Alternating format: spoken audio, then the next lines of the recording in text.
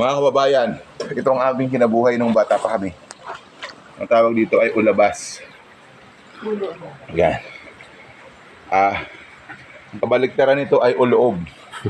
Ulabas. Lalaga lang, may konting sibuyas at bawang.